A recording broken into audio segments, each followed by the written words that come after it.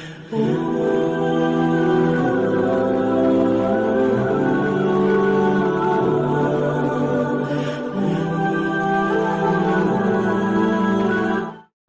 पाक फरमाती हैं, ओ मेरे नबी के गुलामों, मैंने ये रंग भी देखा है कि हुजूर ने इतना खड़े रहे, इतना क़याम किया कि मुकद्दस पैरों में वरम आ गए, सूज गए पैर।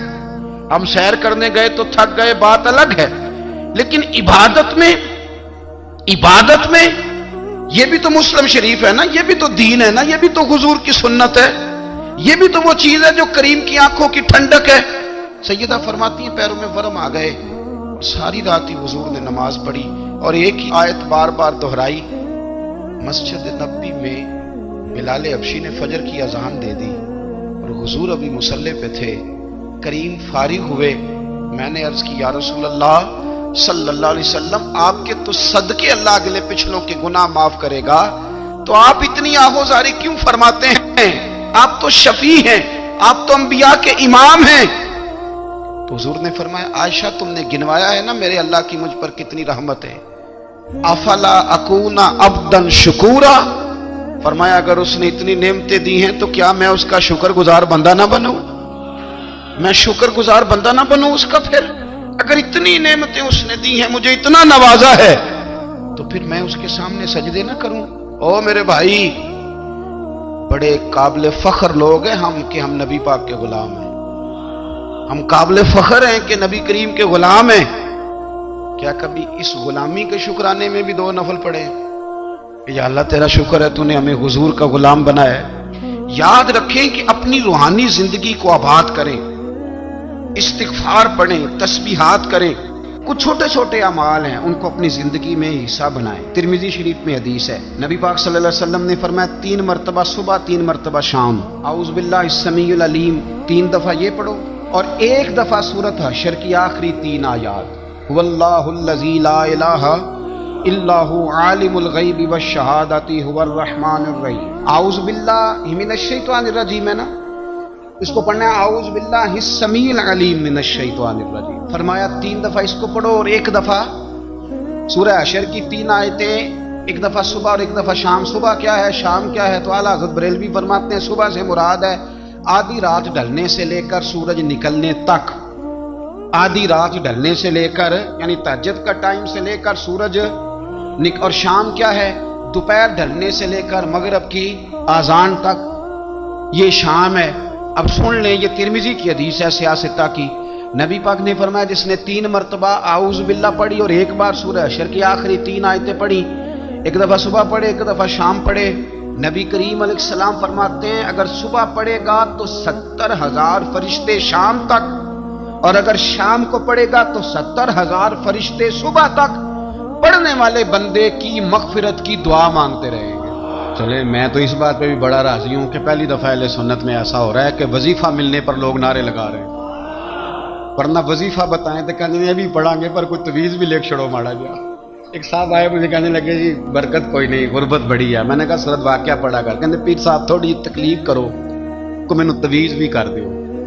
मैंने उनसे कहा खुदा के बंदे, मैं तवीज दूंगा पता नहीं काम बनेगा नहीं बनेगा, सूरत वाक़िया पढ़, ये वो तवीज है जो मदीने वाले रसूल ने अता फरमाया है कि सूरत वाक़िया पढ़ो तुम्हें कभी फाका नहीं आएगा।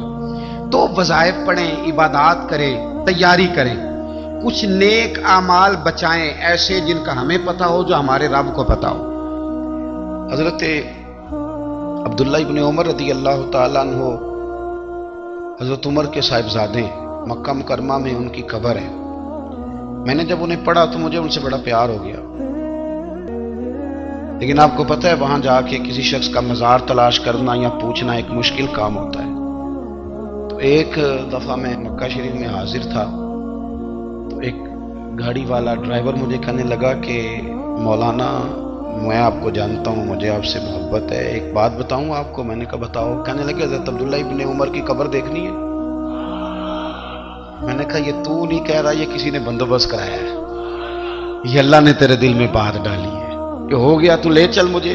हजरत अब्दुल्ला इब्न उमर को नबी पाक ने फरमाया था राजुलुन सालिह, ये नेक बंदा है, ये मुत्तकी आदमी, حضرت عبداللہ ابن عمر رضی اللہ تعالیٰ عنہ سیدنا فاروق اعظم رضی اللہ تعالیٰ عنہ کے صاحبزادے ہیں، اور ان کی ہمشیرہ سیدہ حفصہ رضی اللہ تعالیٰ عنہ حضور کی زوجہ محترمہ ہے۔ ایک دن اپنی ہمشیرہ سے کہنے لگے کہ نبی کریم صلی اللہ تعالیٰ علیہ وسلم گھر میں آئے نا، اور اگر حضور غم امت میں پریشان نہ ہوں، طبیعت کو حشاش بشاش دیکھو، تو ذرا پوچھنا تو صحیح حضور کا میرے بارے میں کیا خیال، پوچھنا تو صحیح کہ کریم کی بارگاہ میں میرا کیا مقام ہے، میرے بارے میں حضور کیا فرماتے ہیں۔ اب بہن کو کام بتائے، اور بتائے بھی بھائی، اور پھر بہن وہ کام نہ کرے، یہ تاریخ میں ہوتا نہیں۔ حضرت عمر فاروق رضی اللہ تعالیٰ عنہ کی صاحبزادی ام المومنین رضی اللہ تعالیٰ عنہ فرماتی ہیں کہ میں تو بس منتظر تھی، انہوں نے تو کہا تھا نا کہ اگر تم حشاش بشاش دیکھو تو بات کرنا، لیکن حضور تشریف لائے، میری باری تھی، میرے گھر تشریف لائے، کھانا پیش کیا تو فوراً میں نے عرض کی حضور ایک بات پوچھنی تھی۔ حضور نے فرمایا پوچھئے۔ میں نے عرض کی حضور میرے بھائی عبداللہ ابن عمر کے بارے میں آپ کا کیا خیال ہے؟ نوجوانوں میری بات پہ غور کرنا، میرے بھائی کے بارے میں آپ کا کیا خیال ہے؟ تو نبی کریم صلی اللہ تعالی علیہ وآلہ وسلم نے میری طرف دیکھا، اور پھر حضور زیر لب تھوڑا مسکرائے، اور بریلی کے امام کہتے ہیں کہ حضور مسکرا دیتے تھے نا تو جو بڑا دکھی ہوتا تھا وہ بھی ہنس پڑتا تھا۔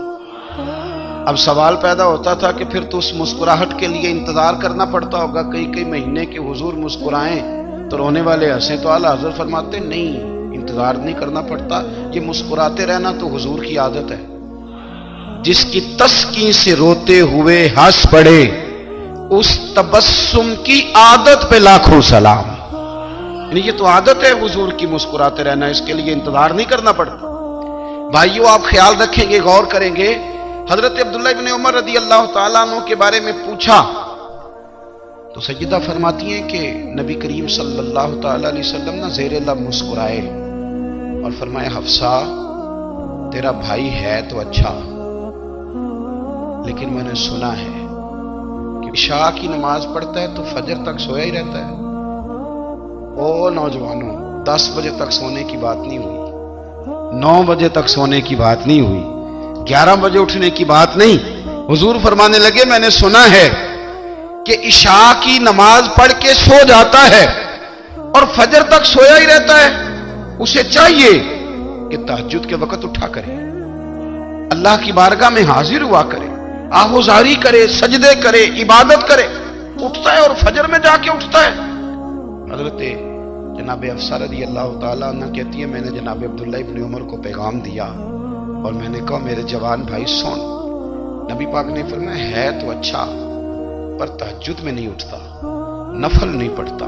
او میری ملت کے جوانوں، مزہ نہیں آ جاتا جب ساری دنیا سوئی ہو، ساری دنیا، اور بستر بھی گرم ہو اور نیند بھی پورا غلبہ کر رہی ہو، اور اچانک گھنٹی بجے دماغ میں، آنکھ کھلے، گھڑی پہ نظر پڑے، 3:30 4 بجے کا پیغام گھڑی بتائے، اور کوئی چڑھتی جوانی والا اٹھ کے وضو کرے، اور جب وہ مصلی کھول کے بچھائے تو مدینے والے محبوب کہتے ہیں کہ ہر نماز پہ رب ثواب دیتا ہے، اور جو اٹھ کے تہجد کی نماز پڑھے اسے دیکھ کے تو رب مسکراتا ہے، جو اس کی شان کے لائق ہے، جو اس کی شان کے لائق، وہ مسکراتا ہے، خوش ہوتا ہے کہ میرا بندہ تہجد میں اٹھ گیا، وہ مسکراتا ہے۔ کاش ہماری صبحیں کبھی اپنے مالک کے نام ہو جائیں، کاش کہ صبح حضرت ابو الحسن رحمۃ اللہ تعالی علیہ حضرت معاذ ابن جبل رضی اللہ تعالیٰ عنہ کے پاس بیٹھا کرتے تھے، فرماتے ہیں ان سے جو پیار بڑھا تو پھر میرا مصلی سے بھی بڑھ گیا۔ تابعی ہیں، فرماتے ہیں صحابی رسول سے محبت ہوئی تو ذکر سے بھی ہو گئی، پھر درود شریف سے بھی ہو گئی، محبت ان سے بڑھی تو پھر اللہ نے مسجد کا پیار بھی بڑھا دیا۔ آپ فرماتے ہیں کہ میری ہر وقت طبیعت چاہتی تھی کہ بس اللہ اللہ کروں، بس اللہ اللہ کروں، بس نہ میں ذرا تھوڑی جان چھڑاؤں لوگوں سے، کوئی 10 منٹ ملے تو میں کوئی 4 نفل پڑھ لوں، میں تھوڑا سا نہ بچوں لوگوں سے، اور مجھے تسبیح ملے تو میں نہ کچھ 400-500 دفعہ استغفار پڑھوں، سبحان اللہ، الحمدللہ، اللہ اکبر، لا حول ولا قوت الا باللہ، میں نہ تسبیحات پڑھوں۔ فرماتے ہیں کہ بچے تھے گھر میں 6-7، غربت تھی، کام ملتا کوئی نہیں تھا، اور میں کام چور نہیں تھا، کام ڈھونڈتا تھا، پر اللہ کی قدرت کے کام نہیں ملتا تھا۔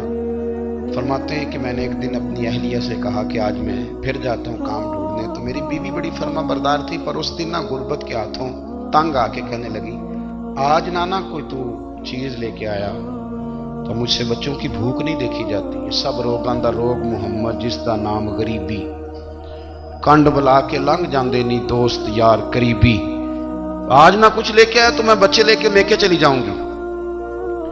شیخ فرماتے ہیں کہ میں بڑا پریشان گھر سے نکلا، پر میں نے صبح سے لے کے زور تک کام ڈھونڈا، کام ملا کوئی نہیں۔ تو میرے دل میں خیال آیا چلو کام نہیں ملتا تو اللہ اللہ تو کرے گا، چلو بندوں کی مزدوری نہیں ملتی تو رب کریم کی عبادت ہی کرتے ہیں۔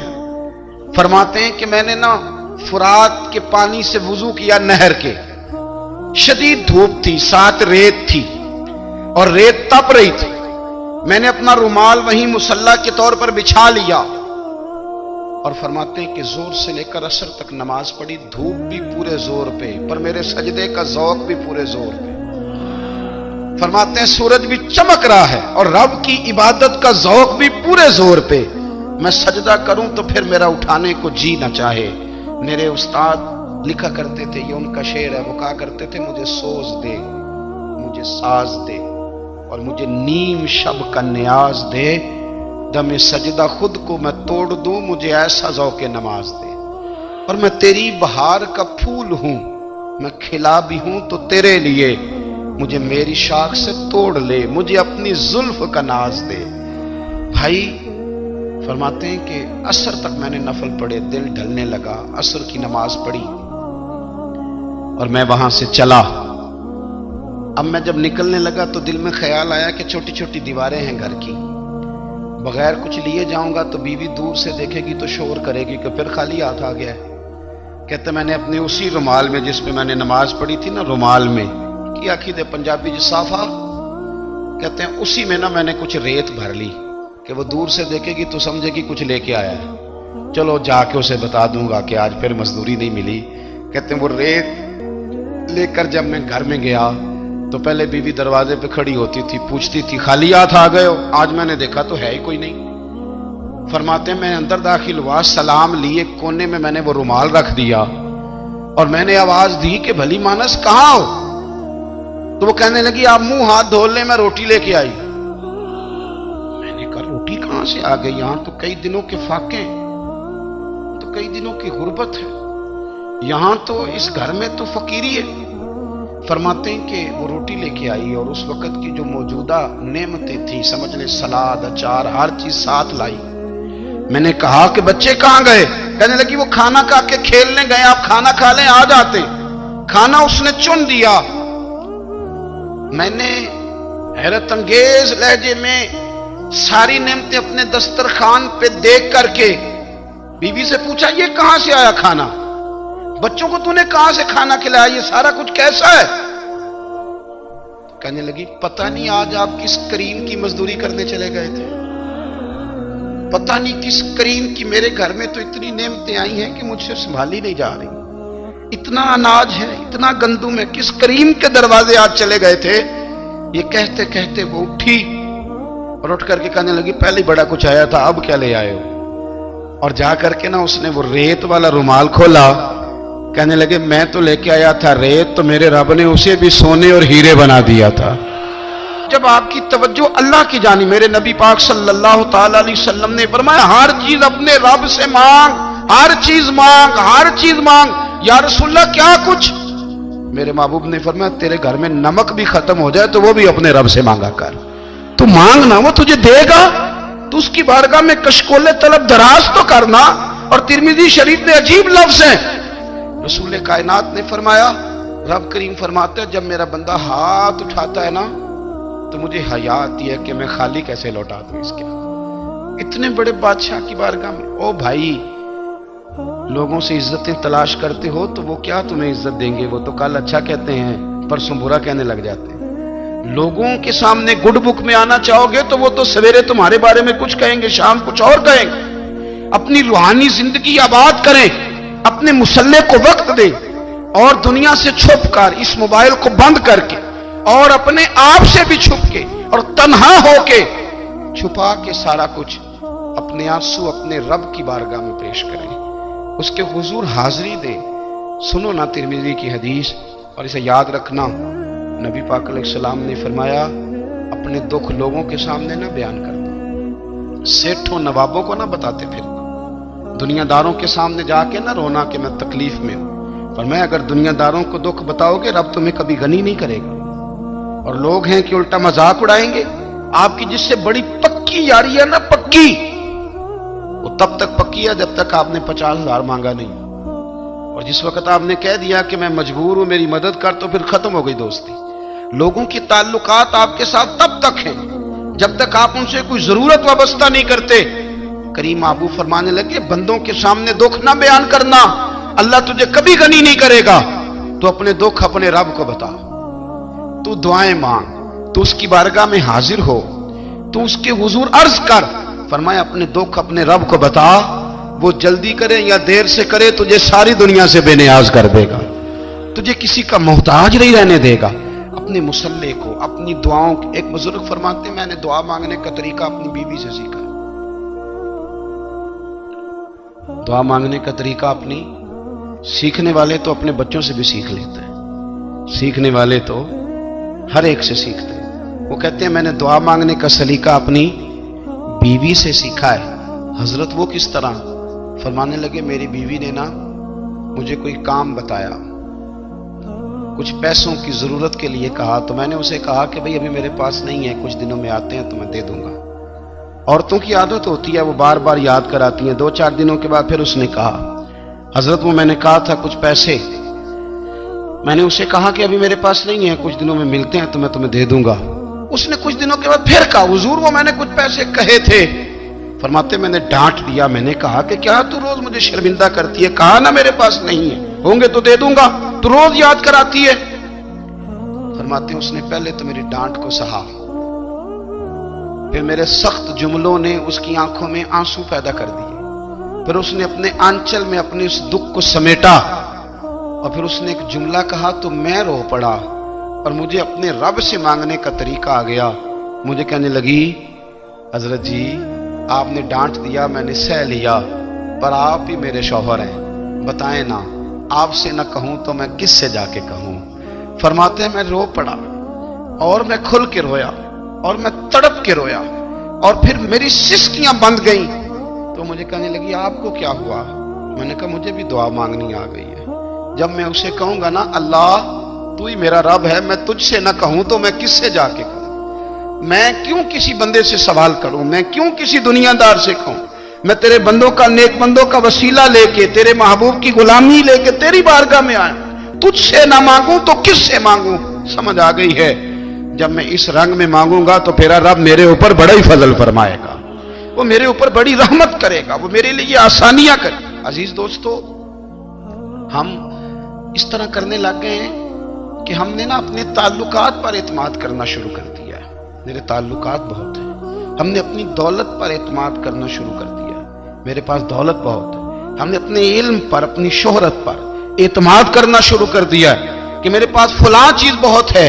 یاد رکھنا جب بے نیاز اپنی صفت بے نیازی دکھاتا ہے تو بڑی بڑی دولتوں والے مجبور نظر آتے ہیں۔ بھائیو جب انسان کا رشتہ اپنے مالک کے ساتھ ہوتا ہے پھر تو غم بھی کچھ نہیں کہتے، پریشانیاں بھی کچھ نہیں کہتی، پھر تو زندگی صبر والی، پھر تو زندگی توکل والی، پھر تو زندگی بھروسے والی، پھر انسان اپنے آپ کو رسوا نہیں کرتا، دنیا داروں سے امیدیں اس کی ختم ہو جاتی، امیدیں اللہ رسول سے لگا لیتا ہے، مضبوط ہو جاتا ہے، مضبوط، طاقتور ہو جاتا ہے، خوددار ہو جاتا ہے، باوقار باعزت ہو جاتا ہے۔ حضرت بہلول دانا رحمت اللہ علیہ بیٹھے تھے تو ہارون رشید حج کر کے آ رہا تھا،